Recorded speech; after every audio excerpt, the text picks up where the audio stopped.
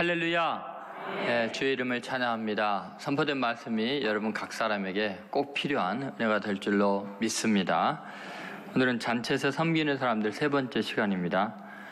마리아에 대한 향유를 붓는 사랑입니다. 추수감사주일을 맞이해서 정말 우리가 주님께 감사할 것이 무엇이고 도대체 우리가 어떻게 감사를 표현할 것인가, 그것이 신앙의 아주 본질적인 문제이기 때문에 대단히 중요합니다. 헬린 나우엔이 지은 책 중에 마음에서 들려오는 사랑의 소리라는 책이 있는데 거기에 이런 내용이 있습니다. 너는 보물을 발견한 사실에 기쁨을 느낄 것이 아니다. 그러나 보물을 발견했다고 해서 내 것이 되는 것이 아니다.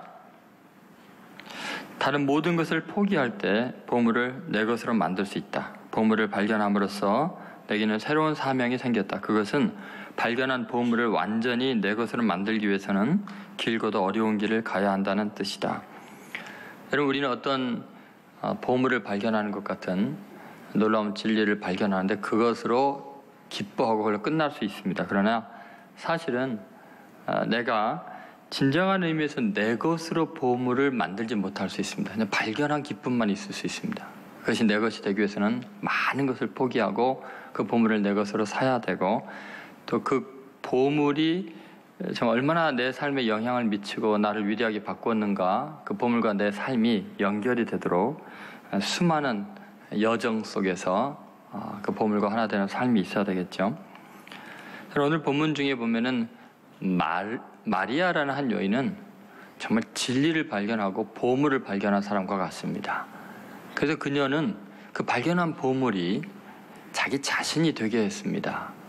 정말 자기와 연합하는 놀라운 일들을 하게 되죠. 그래서 엄청난 그 희생의 헌신의 행위를 하게 되죠. 3절 말씀을 한번 보시죠. 3절 말씀 같이 읽겠습니다. 마리아는 지극히 비싼 향유 그 순전한 나드 한 근을 가져다가 예수의 발에 붓고 자기 머리털로 그의 발을 닦으니 향유 냄새가 집에 가득하더라. 여러분, 이 옥합을 깨뜨리고 향유를 쏟아 붓는 이 마리아의 헌신 속에는 도대체 어떤 의미가 담겨 있을까요? 남들이 보기에는 낭비라고 생각할 만한 행위였습니다. 일반적으로 생각할 때 예수님께서 향수를 좋아하겠습니까? 향유를 좋아하겠습니까? 내 발에 좀 쏟아 부어라, 고맙다. 왜 이런 일을 했을까요? 그것이 어떤 의미가 있을까요? 첫 번째 우리가 생각할 것은 이 행위가 주님의 가치를 드러내고 있다는 것입니다.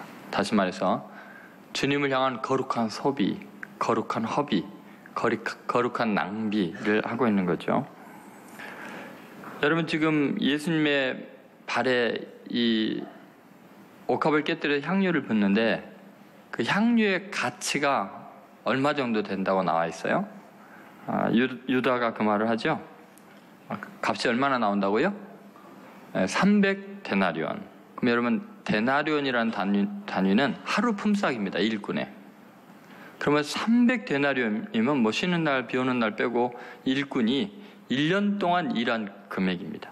그러니까 연봉을 그냥 하루아침에 쏟아 붓는 거예요. 발에다 쏟아 붓는 것입니다. 몇 천만 원 될지 몇 억이 될지 모르겠어요. 사람에 따라 다르겠지만. 여러분, 어떻게 이런 일을 할 수 있을까요? 도대체 이 의미는 뭘까요? 여러분 생각에 마리아가 이 향유의 가치를 몰라서 쏟아부었을까요? 가룟 유다가 그 값을 기억나게 해주잖아요. 이것을 팔아서 가난한 자에게 나눠주면 300데나리온의 가치가 있는 건데 이걸 쏟느냐? 그럼 유다 생각에는 마리아가 이 계산을 잘 못해서 이런 걸로 착각하는데 실제로는 너무 계산을 잘해서 그 일을 한 것입니다. 여러분, 지금 마리아가 이 향유 옥합을 예수님의 머리에 붓지 않고, 보통은 머리에 기름을 부어야 되잖아요. 발에 부었습니다. 도대체 이 의미가 뭘까요? 지금 마리아 생각에는 예수님이 너무 귀한 분이라 이 향유를 쏟아부어도 예수님의 가치를 다 드러낼 수 없다고 생각한 거예요. 이 향유가 너무 무가치하게 느껴지는 거예요. 그래서 예수님 머리에 감히 붓지 못하고 발에다 쏟아 부은 거죠. 이것은 값을 몰라서가 아니라 진짜 중요한 값을 알았기 때문입니다.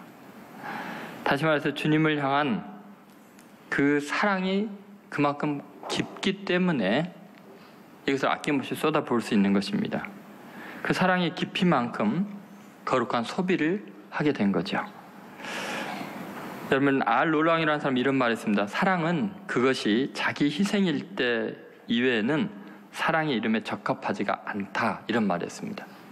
다시 말해서 여러분, 어떤 것이 사랑이라고 느껴지는 순간이 언제냐면 저 사람 희생당하고 있다 생각하면 그게 사랑으로 느껴지는 거예요. 제3자가 보기에 왜 저렇게 낭비하냐라고 생각할 때 당사자들은 사랑이 느껴지는 거예요. 예를 들어서 정당한 거래를 하면 마땅히 누가 봐도 그만큼은 받고 주고받을 수 있다고 생각하면 그건 사랑이 느껴지는 게 아니라 거래하는 겁니다. 장사하는 겁니다. 근데 사랑은요, 제3자가 보기에는 너무너무 아까운 낭비를 하고 있는 겁니다. 저 시간, 저 물질, 저 엄청난 것을 왜 저 사람에게 쏟아부을까? 그건 당사자들만 아는 거예요. 왜냐하면 그만큼 소중한 거예요. 제3자는 가치평가가 불가능합니다. 그래서 여러분, 진실로 사랑하는 사람을 위해서는 아무리 소중한 것이라도 아깝지 않는 법입니다. 맞습니까? 그런 경험이 없어서 잘 모르신다는 표정을 짓고 있는 것 같아요. 여러분이 아무리 귀한 것이라도 그 사랑하는 사람에 비하면 초라하고 하찮게 느껴지기 때문에 아낌없이 베푸는 거죠. 카릴 지브란이 이런 말을 했는데요. 보여줄 수 있는 사랑은 아주 작습니다. 그 뒤에 숨어있는 보이지 않는 위대함에 견주어보면, 지금 여러분, 이 마리아가 향유 옥합을 깨뜨려 쏟아 붓는 보여주는 요것은 마리아가 생각하는 예수님의 그 위대함에 비하면 너무 작은 거예요. 그 예수님의 위대한 사랑에 비하면, 예수님의 가치에 비하면 요까지 향유는 아무것도 아닌 거예요.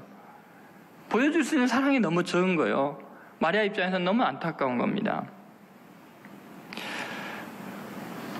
여러분, 마리아의 사랑 향유보다 더 진합니다.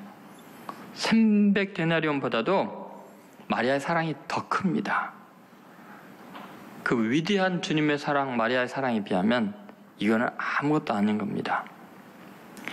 그래서 마리아는 자기의 머리털로 주님의 발을 닦습니다.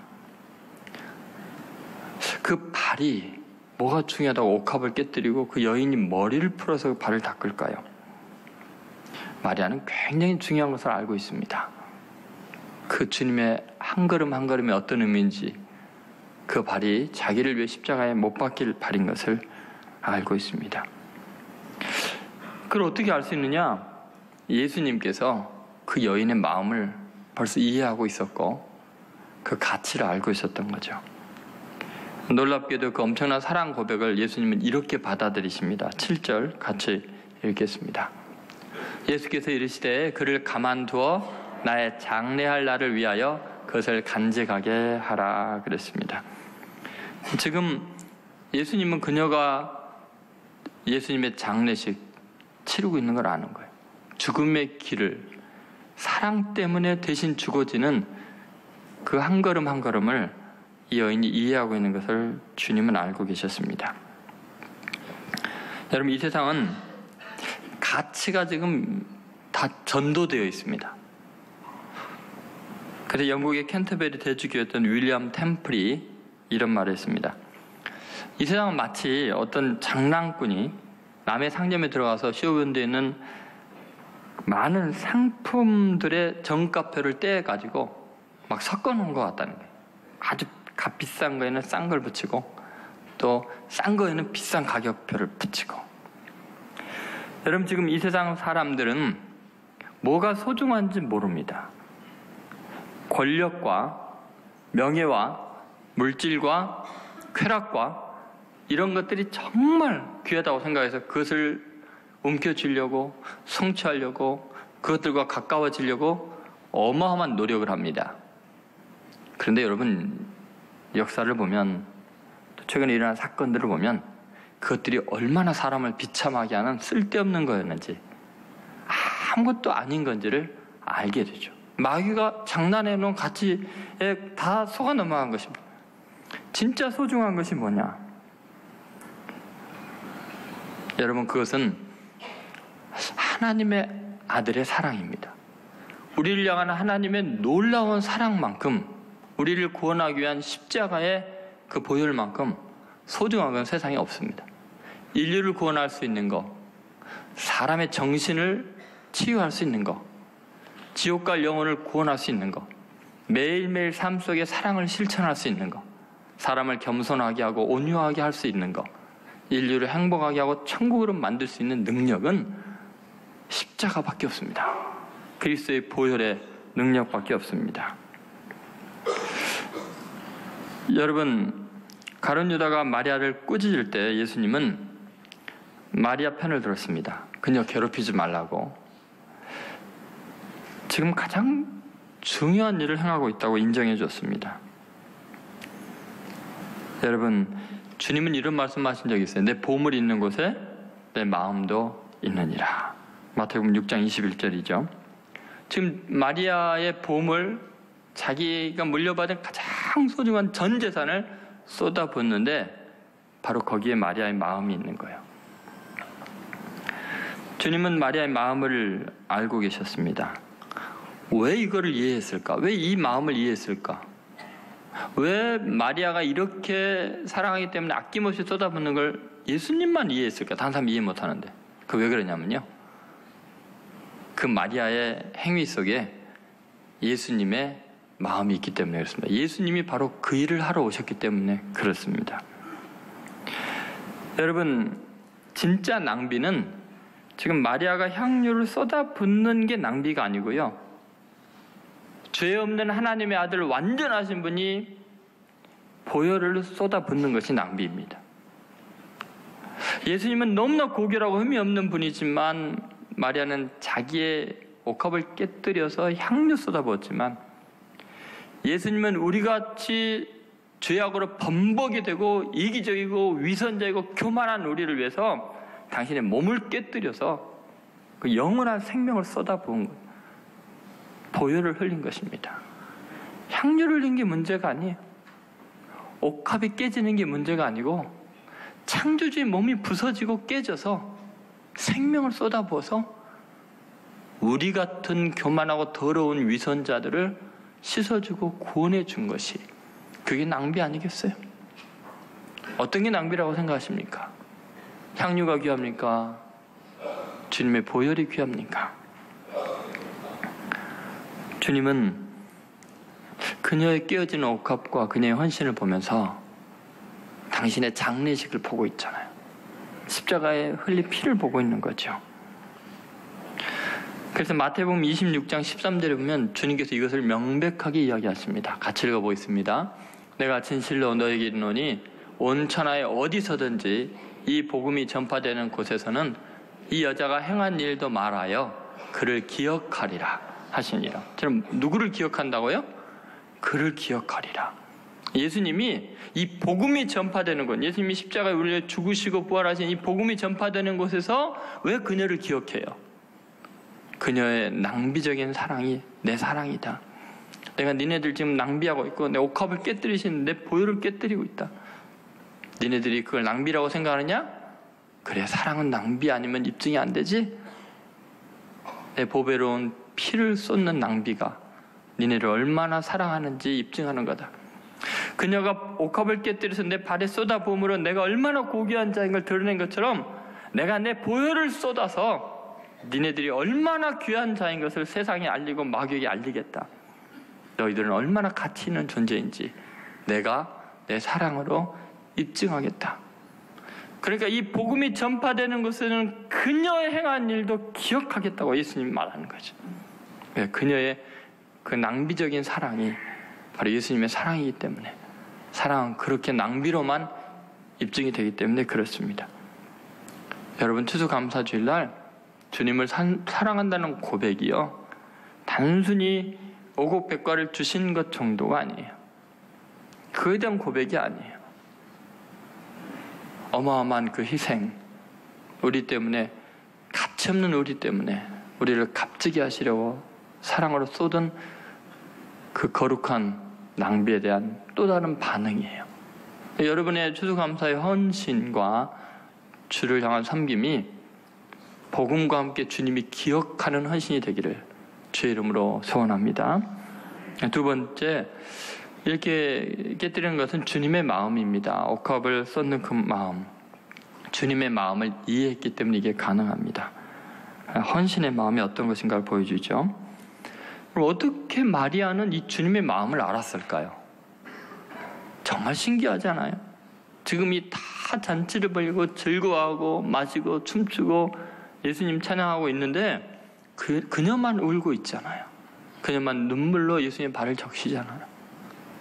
어떻게 예수님의 이 마음을 알았을까요? 그것은 마리아가요, 늘 예수님 마음 말씀을 가까이 했기 때문입니다. 예수님이 계실 때 마리아의 위치는 항상 예수님의 발밑이었습니다. 그리고 마리아에 대한 표현은 예수의 말씀을 들으르세. 마르다는 일을 보는데 마리아는 예수님 말씀을 늘 들었습니다. 여러분, 우리가 말씀을 사랑하고 말씀을 듣기를 열망하고 말씀을 깊이 묵상하고 그러면 예수님의 마음을 알 수 있습니다.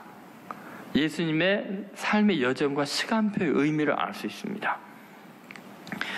예를 들면 여러분, 이때 예수님의 마음이 어땠는지 잘 표현해 주는 것이 1절의 말씀입니다. 1절 한번 같이 읽어보겠습니다. 유월절 엿새전에 예수께서 베다니에 이르시니 이것은 예수께서 죽은 자 가운데서 살리신 나사로가 있는 곳이라. 한 사람의 생명을 살리기 위해서 예수님이 어디로 가냐면 예루살렘을 향해 가고 있고, 그 지나는 길목이 베다니이고요. 그리고 그것은 유월절 엿새 전이라고 표현하고 있습니다. 여러분, 왜 시점을 유월절에 맞추고 있을까요? 예수님은 그 유월절에 제 모든 마음이 쏠려 있는 겁니다. 그 유월절이 되기 전 엿새 전에 여러분, 예수님은 유월절의 의미를 알고 계세요. 다시 말해서 이스라엘 백성들이 다 죽임을 당할 수밖에 없을 때 유월절 어린 양을 잡아서 문설주에 십자가 모양으로 피를 발라놓으면 그 피를 보고 죽음의 사자가 넘어가니까 예수님은 이 땅에 유월절 어린 양으로 와서 지금 죽으러 가고 계시는 거예요. 예루살렘 올라가는 것이. 그러니까 유월절을 늘 생각하는 거예요. 유월절이 이제 100일 남았구나. 유월절이 이제 엿새 남았구나. 근데 죽음이 엿새 남은 거예요. 여러분, 이 엿새 동안에 얼마나 하나님의 마음이 불타겠어요. 이제 내 아들이 처참하게 죽임을 당할 날이 이제 엿새밖에 안 남았다면 하나님 아버지의 마음이 그 순간순간에 아들의 행적이 얼마나 귀하게 느껴지겠어요. 여러분, 만약에 사랑하는 사람이 이제 엿새 되면 죽습니다. 일주일 후면 죽습니다. 의사가 만약에 그렇게 진단을 내리면 여러분, 그 순간순간이 얼마나 소중하겠어요. 놀랍게도 이 엿새에 대한 기록이 성경의 대부분을 차지합니다. 예를 들어서 요한복음서 기자는요, 예수님의 이 엿새 동안의 기록을 요한복음 전체의 절반을 씁니다. 3년 동안의 기록이 있는데 이 엿새의 기록을 절반을 쓴 거예요. 마태복음서는 이 엿새를 5분의 2를 씁니다. 마태복음은 그 긴데 5분의 2를 엿새 동안에 할애하고, 마가복음은 5분의 3을 할애합니다. 절반도 넘게 엿새 기록만 하고 있습니다. 그리고 누가복음은 3분의 1을 기록합니다. 다시 말해서요, 지금 하나님의 마음이 이 엿새에 모아져 있는 거예요. 이걸 지금 드러내고 싶은 거예요. 그래서 6월절 엿새 전에 이렇게 기록되는 거죠. 여러분, 예수님은 이 엿새 동안에 뭐를 생각하시고 뭐를 행할까요? 예수님은요, 지금 너무 힘겨운 일주일을 보내고 있습니다. 십자가에 못 박혀서 죽기 직전에 예수님의 마음은요, 정말 무거웠습니다. 그래서 그런 표현합니다. 예루살렘으로 올라가기로 굳게 결심하시고, 이게 뭐 굳게 결심하지 않으면 한 발 한 발을 뗄 수 없는 과정이에요. 주님은 모든 사람의 죄를 구속하기 위해서 십자가를 향해서 결연한 의지를 하고 힘겹게 그 길을 갑니다. 그런데 너무나 많은 사람들은 그것을 남의 일 생각하듯이 보고 있습니다. 제자들도 무관심합니다. 사람들은 나사로가 죽은 자가운데 살아난 예수님의 능력을 보고 호산나를 외치고 잔치를 벌이고 춤을 추고 행복해합니다. 13절을 보면 그게 나와 있습니다. 예수님을 왕으로 모실 생각만 하고 있죠. 13절을 보시면. 그런데 놀랍게 이 마리아는 옥합을 깨뜨리고 눈물과 향유로 예수님의 발을 적시고 그 죽으실 고난의 발길을 예비하고 장사 지낼 준비를 하고 있습니다. 예수님 마음을 유일하게 이해한 한 여인이었습니다. 예수님은요, 이 땅에 오실 때부터서 6월절 어린 양으로 죽으러 오신 거예요. 이 날을 위해서 오신 거거든요. 그래서 세리요한도 보라 세상 죄를 지고 하나님의 어린 양이라다. 요한복음 1장 29절에 이야기하지 않습니까? 니고데모라는 유대인 지도자와 예수님이 이야기를 하실 때, 바리새인 지도자와 이야기를 할 때 예수님이 하나님의 마음을 그대로 전달해 줬습니다. 그것이 요한복음 3장 16절과 17절에 있는 내용인데요. 같이 한번 읽어보겠습니다. 하나님이 세상을 이처럼 사랑하사 독생자를 주셨으니 이는 그를 믿는 자마다 멸망하지 않고 영생을 얻게 하려 하심이라. 하나님이 그 아들을 세상에 보내신 것은 세상을 심판하려 하심이 아니요 그로 말미암아 세상이 구원을 받게 하려 하심이라. 지금 여러분 하나님의 마음이 뭐냐면 아들을 보내신 것은 세상을 심판하려는 것이 뭐예요? 세상을 뭐 하려고? 구원하려고 독생자를 제물로 내어주시는 거예요. 그러니까 예수님은 하나님 아버지가 왜 자기를 이 땅에 보내는지를 알고 이제 그 마지막 세상을 구원하기 위해서 자기를 희생할 그 엿새 동안에 주님의 마음이 지금 그 아버지의 마음을 이해하는 것으로서 충만해 있습니다. 그래서 지금 십자가의 그림자가 점점 다가오고 있었고 엿새밖에 남지 않은 이 세상의 삶 속에서 최선을 다해서 더 사랑하려고 했었습니다. 주님의 마음과 주님의 시선이 온통 십자가의 죽음이 가득 고여 있었습니다.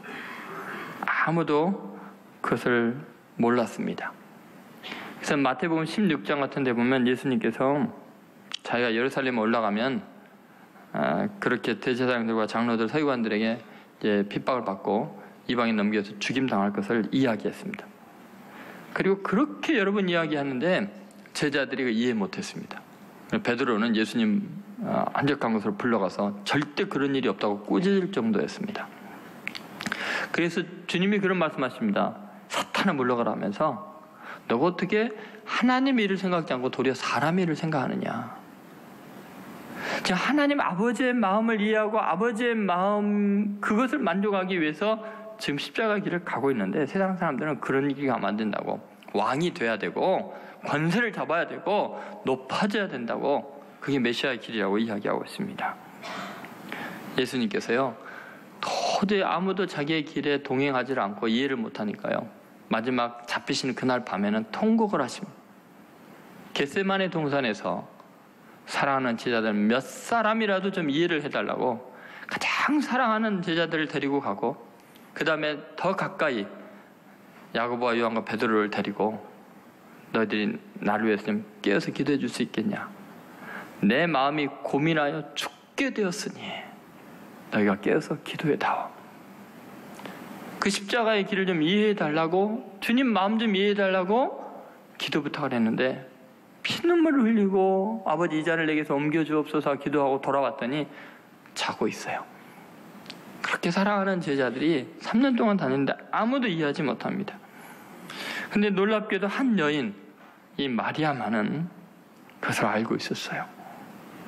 주님의 이 고통스러운 마음이 죽게 될 정도로 힘겨운 그것을 알았기에 자기도 주님과 함께 울고 있습니다. 여자로서 머리를 풀어 헤치고 눈물로 향유로 예수님의 발을 닦으면서 주님의 죽음을 주시하는 그 시선을 따라서 함께 눈물을 흘리고 있습니다. 주님의 마음을 이해해 준 유일한 사람이었습니다. 그래서 그 옥합의 향유를 깨뜨릴 수 있는 거예요. 그 이해 못하는 사람은 절대로 헌신할 수가 없습니다. 여러분, 누군가를 진정으로 사랑하게 되면 그 사람의 관심이 내 관심이 되고 그 사람의 시선이 내 시선이 됩니다. 그 사람이 좋아하는 건 나도 그 순간부터 좋아하게 되고요. 그 사람의 슬픔이 내 슬픔이 되고 내 아픔이 되는 겁니다. 그 걸음걸음마다 동행하게 되죠.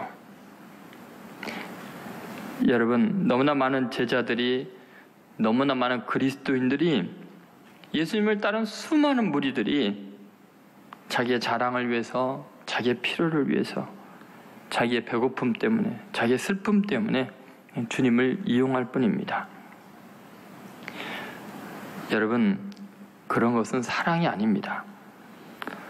예수님의 마음이 어디 있는가, 무엇을 바라보고 계신가를 깊이 집중해야 합니다. 오직 십자가, 오직 영혼의 구원을 위해서 예수님은 그 모든 세상의 영광을 내려놓고 그 길을 가고 계십니다. 여러분, 꼭 주님의 마음을 깊이 이해하시고 주님과 함께 향유옥합을 깨뜨리고 쏟는 여러분 되시기를 주의 이름으로 소원합니다. 아멘. 세 번째, 주님의 시간입니다. 그것은 헌신의 기회인데요, 그녀는 주님의 시간에 자기 모든 것을 맞추었습니다. 한 8절을 보시죠. 8절 말씀 같이 읽겠습니다. 가난한 자들은 항상 너희와 함께 있거니와 나는 항상 있지 아니하리라 하시니라. 여러분, 지금 가룟 유다는 그것을 다 팔아서 가난한 사람들에게 나눠줬으면 좋을 거란 이야기를 합니다. 옳은 말입니다. 그걸 그냥 순간적으로 깨뜨려서 쏟아버리면 없어지는 거잖아. 그런데 그것을 300데나리온이라는 어마어마한 돈으로 수많은 사람을 먹여 살고 도와줄 수 있잖아요. 그건 정확한 계산이었고 합리적이고 맞는 말입니다. 여러분, 맞지요? 교회가 예산 그렇게 낭비하면 안 되죠? 근데 여러분, 잘 생각해 보십시오. 분명히 옳고 맞는 말인 것 같지만 정말 잘못된 말입니다. 어마어마하게 큰 예수님께 상처를 주는 말입니다. 그 왜 그러냐면요, 때에 맞는 말이 아니기 때문에 그래요. 항상 옳은 이야기인 것 같아도 그 옳은 이야기가 어느 때에 어떤 상황에서 하느냐에 따라서 악한 말이 될 수 있고 죄악이 될 수 있고 비수가 될 수도 있습니다. 여러분, 내가 옳은 이야기 했다고 정당화시킬 수가 없습니다.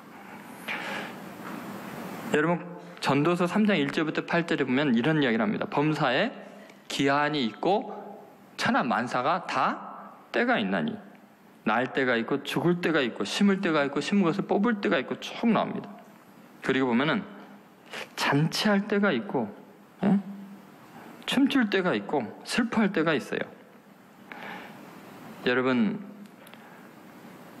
우리 인생에서 때를 잘 맞추는 게 중요합니다. 하나님의 때. 여러분, 정말 우리 인생에서 어느 정도로 때가 중요한가를 다시 한번 생각해 보십시오. 만약에 여러분이 정말 사랑하는 사람이 있다고 칩시다. 근데 그렇게 사랑하는 사람이 여러분이 만약에 이제 의사 선생님이 죽을 날이 정말 일주일밖에 안 남았다라고 딱 사형 언도를 내렸는데 그 사랑하는 사람, 유일하게 기대하는 그 사람이 찾아오더니 내가 정말 지금 가난하고 불쌍한 많은 사람을 도와줘야 되니까 당신에게 시간을 낼 수가 없습니다. 또 당신이 지금 뭐 경제가 되게 어려운 것 같은데 돈을 주기보다는 가난하고 불쌍한 사람 제가 도와주는 게 훨씬 낫지. 어차피 당신 죽을 건데 제가 돈을 주기는 좀 아까운 것 같습니다. 만약에 그런다면 여러분 어떻겠어요? 아니, 입장을 바꿔서 여러분이 정말 사랑하는 부모님이나 가족이나 사랑하는 사람이 죽어가고 있는데 그 일주일밖에 안 남은 줄 알면서 내가 가난한 자들을 돌보겠습니다. 가난한 자를 위해서 물질을 써야 되니까 내가 시간을 낼 수 없습니다. 이렇게 말하는 것은요, 말도 안 되는 이야기입니다. 분명히 옳은 일인 것 같지만 때에 맞지 않습니다. 그것은 어마어마한 상처를 주는 것이고 위선에 불과합니다. 자기 사랑하는 사람을 돌보지 않으면서 다른 가난한 사람을 돌보겠다는 것은 자기 교만이요, 자기 의의밖에 없어요. 이제 그 의미가 뭔지를 제가 다음 주에 깊이 생각할 것입니다. 여러분, 때를 놓치면 헌신은 의미가 없습니다. 주님의 때를 알고 주님께 헌신해야지, 내가 시간이 되고 내가 여유가 있고 내가 할 수 있을 때 하는 것은 자기 의이고 자기 교만이고 자기중심적인 것이고, 그건 사랑도 아니고 헌신도 아닙니다. 하나님의 일은 내 타이밍에 하나님을 맞추는 게 아니라 내가 하나님의 타이밍에 맞추는 것입니다.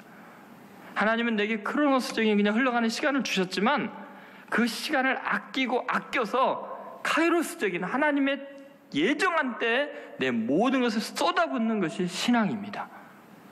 그것을 위해서 시간이 흘러가고 있는 거예요. 그 결정적인 타이밍을 위해서. 결국은 마리아가 그 모든 것을 모은 이유는 바로 이때를 위함이었습니다. 에베소서 5장 16절에 세월을 아끼라, 때가 악하니라. 물질도 아끼고 시간도 아껴야 됩니다. 그런데 그것은 가장 중요한 하나님의 주신 사명을 위해서입니다. 전도서 12장 1절에 이런 말씀이 있습니다. 같이 있습니다. 너는 청년의 때 너의 창조주를 기억하라. 곧 곤고한 날이 이르기 전에 나는 아무 낚시 없다고 할 해들이 갑갑기 전에. 여러분, 우리가 창조주를 기억하고 나를 위해 죽으신 구주를 위해서 헌신하는 그것은요, 곤고한 날이 이르기 전에 해야 합니다. 아무 낚시 없고 힘도 없고 돈이 없을 때가 아니라 정말 하나님이 내게 주신 이 청년의 때처럼 할 수 있을 그때 하나님의 타이밍에 완전히 쏟아붓는 것입니다. 제가 지금 금요일과 토요일 그 광주에 있는 양림교회라고 100년이 넘은 교회에 가서 말씀을 전하고 왔습니다. 그 교회 바로 옆에 호남신학대학이 있어서 거기에서 잠깐 머물게 됐는데, 거기 위에 이제 높은 지역에 선교사 묘역이 있어서 그 장로님이 안내해 주셔서 올라가 봤습니다. 그랬더니 그 선교사님들이 헌신된 그런 사역들이 있는데, 거기에 돌아가신 선교사님들 나이가 27, 36.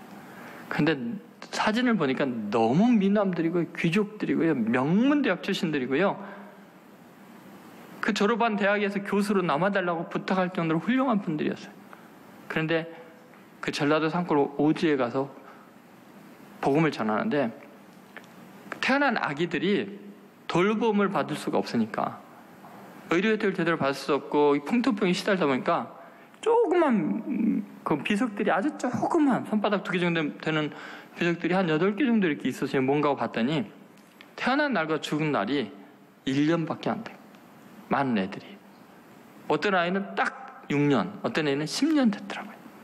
그 선교사님들이요, 자기 아이들 다 희생하면서까지 자기 전생애를 다 바쳐서 그리스도의 사랑을 전하기 위해서 이 땅에 오신 거예요. 그래서 오늘 우리에게 이 복음의 은혜가 있었던 거죠. 청년의 때에 모든 걸 다 했더라고요. 여러분, 주님의 때가 있습니다.